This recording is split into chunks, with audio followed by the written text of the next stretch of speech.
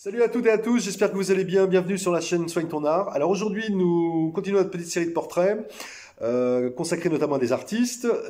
Aujourd'hui, nous allons évoquer Niki de Saint-Phal. Alors Niki de Saint-Phal, né en 1930, décédé en 2002, figure artistique marquante du XXe siècle, qui en fait, par une forme, moi ce que j'appelle d'expression artistique totale, a surmonté et surtout dépasser son vécu traumatique. Et en fait, plutôt que d'aborder une bio classique, on va plutôt voir à travers quatre formes d'expression ou quatre typologies de son œuvre artistique, trois typologies de son œuvre artistique, comment elle a transcendé véritablement son trauma.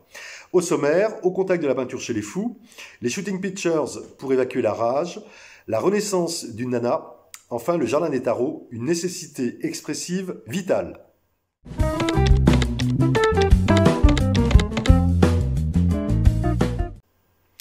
Alors, ce qu'on peut dire en premier lieu, c'est que Niki de Saint-Phal fait partie de ces artistes qui, après un vécu traumatique particulièrement violent, qui a complètement transformé sa vie, en fait, elle va s'investir totalement dans l'expression créatrice artistique pour dépasser son trauma.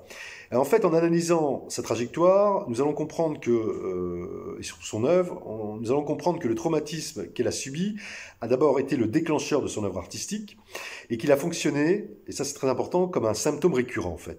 Pour Saint-Phal, le processus de création s'est imposé comme le seul moyen de survivre, de se soigner et de se transformer avec l'idée majeure que l'expression artistique dans laquelle elle s'investit toute sa vie l'a aidé en fait à maîtriser son traumatisme et à l'intégrer surtout au sein de son organisation, de sa propre organisation psychique.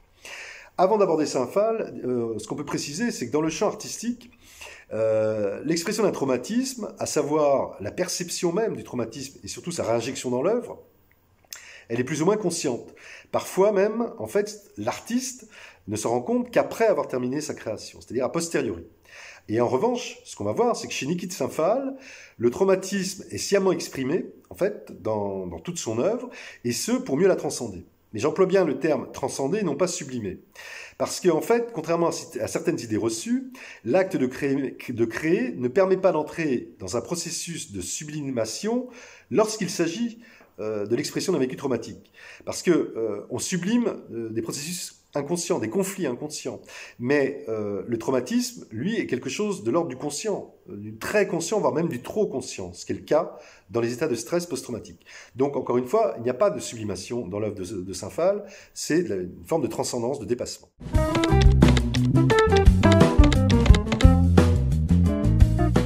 Alors, abordons Niki de Saint-Phal maintenant, et notamment comment elle en est venue à la création. Alors, ce qu'on peut dire déjà, c'est que Niki de Saint-Phal est une artiste autodidacte et elle a laissé une œuvre immense. Elle a vraiment énormément créé, une œuvre spectaculaire d'ailleurs à bien des égards, et qui fut véritablement une autothérapie nécessaire en fait à sa survie. Alors pourquoi survie? Bien parce que Niki de Saint-Phal, elle a notamment écrit dans un livre qui s'appelle Mon secret, lorsqu'elle avait 11 ans, a été violée par son père. Et en fait, ce traumatisme va entraîner chez elle un profond mal-être, pendant toute son adolescence. D'ailleurs, elle va suivre pendant cette période-là des psychothérapies. Ça va notamment se caractériser, ce mal-être, par une vraie défiance très très profonde vis-à-vis dans les contacts humains, vis-à-vis de l'humain en général. Alors, ceci dit, elle va cependant se marier très jeune, à 18 ans, avoir 2 enfants, mais elle va être confrontée à une dépression assez profonde vers l'âge de 22-23 ans. Et à 23 ans, elle va d'ailleurs aller en hôpital psychiatrique pour se faire soigner à Nice. Et là-bas, elle est déclarée schizophrène. Et en fait, elle va subir plusieurs électrochocs qui vont profondément la marquer, d'ailleurs, toute sa vie durant. Mais c'est aussi dans cet hôpital psychiatrique qu'elle va découvrir la peinture, le collage aussi, et elle dira d'ailleurs plus tard qu'elle a commencé donc à peindre avec les fous, et que c'est avec eux qu'elle a appris en fait à traduire en peinture ses sentiments, ses émotions, ses peurs, sa violence, son agressivité aussi, et même sa haine en fait contre son père. Mais c'est aussi par la peinture qu'elle a enfin retrouvé de l'espoir et surtout de la joie.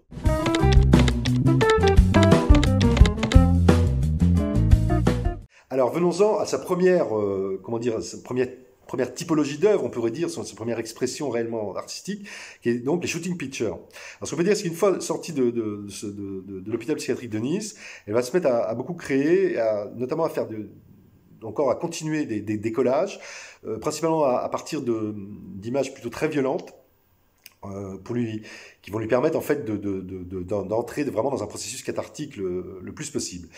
Mais cette violence, qui est profondément marquée en elle, l'amène aussi à être très attirée par les armes à feu, même être relativement obnubilée par ça.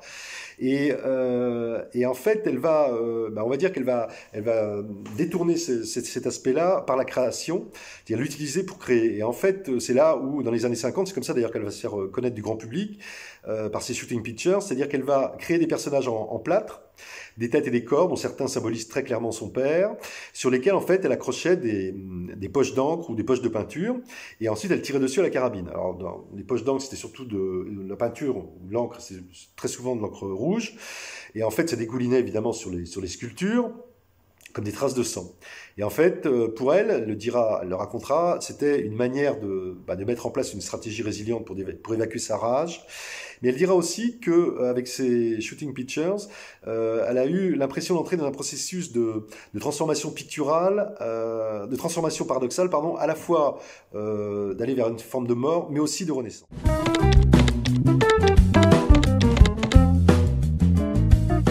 Alors là, ça nous conduit directement au deuxième, on va dire, la deuxième type de création qu'elle a pu faire, très connue, très célèbre, donc les nanas, d'où la renaissance du nana.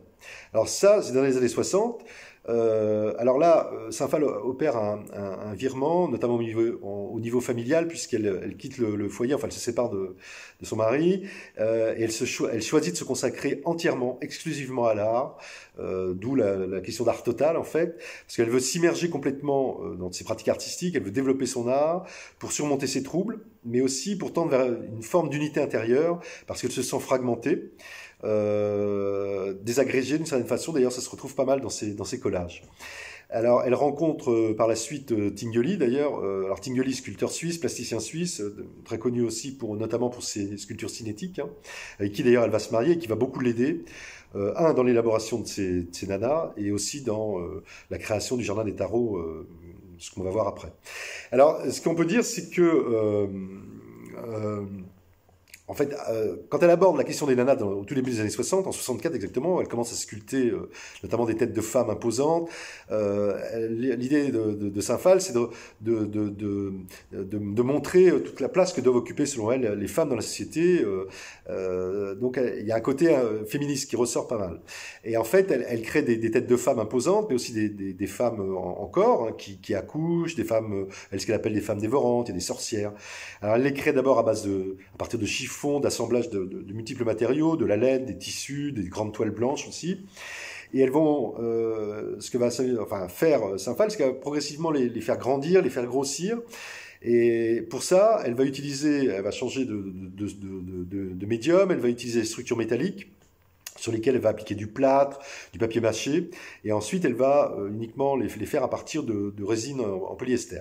Et là, ça va vraiment être l'avènement des grandes nanas, telles qu'on les connaît, on mettra des photos, donc des femmes très en chair, très sensuelles aussi, qui dégagent une impression de force et vraiment de puissance, des sortes un peu de déesses ancestrales, qui sont pour Saint-Phal une ode véritablement à la femme libre, avec aussi cette impression qu'elle donne de dominer les hommes en fait. Mais ces femmes, en fait, si elles portent en elles une certaine force, elles rappellent aussi des poupées. Et en fait, à travers elles, Saint-Phal a mis à jour en fait sa dualité, directement liée à son traumatisme, à savoir la femme dominatrice qui prend sa revanche sur les hommes, mais aussi toujours de l'autre côté, cette femme enfant qui joue avec ses poupées. Et là, ça ramène évidemment à son traumatisme d'enfant de 11 ans qui a été violé. Alors, ce qu'il faut dire aussi, pour être tout à fait complet, c'est qu'avec ces nanas, Saint-Phal va essayer de les montrer le plus possible dans les espaces publics, notamment dans différentes villes de France, mais aussi je crois que c'est en Suède notamment qu'elle l'a fait, à Stockholm, essayer de faire des installations avec toutes ces nanas sur des places publiques, etc.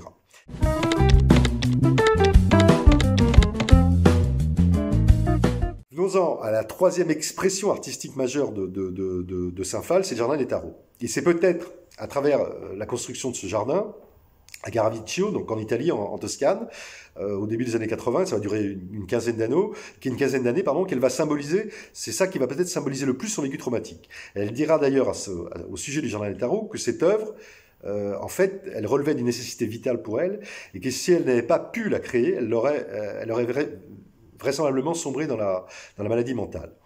Alors, ce qui est intéressant aussi de dire, c'est que c'est en visitant le Parc Güell à Barcelone, donc œuvre du sculpteur catalan Antoni Gaudí, qu'elle a eu le désir de créer son propre jardin de sculpture. Alors cette œuvre, donc je l'ai dit, qui va s'étaler sur de très nombreuses années, elle prend sa source dans les arcanes du jeu de tarot, particulièrement dans le symbolisme ésotérique, en fait des cartes, dans lequel en fait Saint-Phal trouvait un sens à ses propres symptômes. Alors pour chacune des cartes, je ne vais pas toutes les citer, il y a la force, il y a le soleil, il y a la mort, il y a le diable, il y a la justice. Pour chacune des cartes, donc Saint-Phal crée des sculptures très imposantes, parfois certaines sont très grandes, des véritables sortes de maisons dans lesquelles il est possible de vivre. Et d'ailleurs la première va démarrer, la première qu'elle va démarrer, c'est l'impératrice. Elle va vivre dedans. Et en fait, cette impératrice, c'est une sculpture qu'elle attribue à sa mère.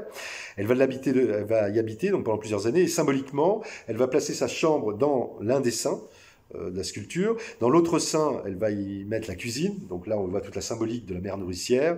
Et puis, dans le ventre, elle y va y mettre son bureau.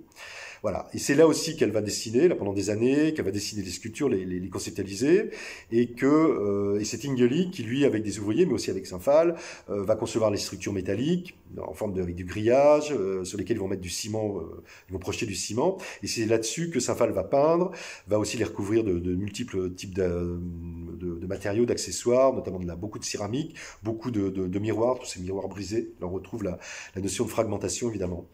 Avec l'idée qu'en créant l'impératrice, donc Saint-Phal voulait faire renaître sa mère pour fusionner avec elle et puis revivre en son sein de certaine façon. Autre symbolique, aussi très forte, c'est que la plus grande sculpture du Jardin del Tarot, c'est l'empereur. Alors l'empereur, c'est la seule qui ne soit pas habitable, ça c'est intéressant, c'est aussi la seule qui présente la particularité d'être structurée avec une grande cour, avec plusieurs tours, avec de nombreux symboles, essentiellement des serpents, des têtes de mort, et aussi des grandes colonnades en forme de phallus. Alors évidemment, cet empereur, c'est symbole du pouvoir, symbole de la conquête, et surtout de la toute-puissance, et évidemment, l'empereur représente le père de Niki Saint-Phal. Voilà. Alors ce qu'on peut dire, c'est qu'en résumé, on peut voir que toute l'œuvre artistique, en tout cas, là j'ai pas tout cité l'œuvre artistique, puisqu'elle est très très vaste, mais on va dire les principaux fondements de son œuvre, de Niki Saint-Phal, toute son œuvre a été sous-tendue en fait par son traumatisme, ce traumatisme subi alors qu'elle était enfant.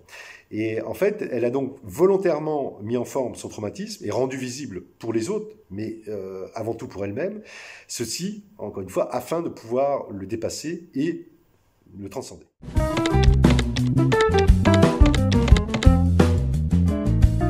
Alors à lire, de Niki Saint-Phal, donc Mon Secret, publié en 2010, elle a écrit 2 ou 3 autres livres, je les ai pas pris en compte.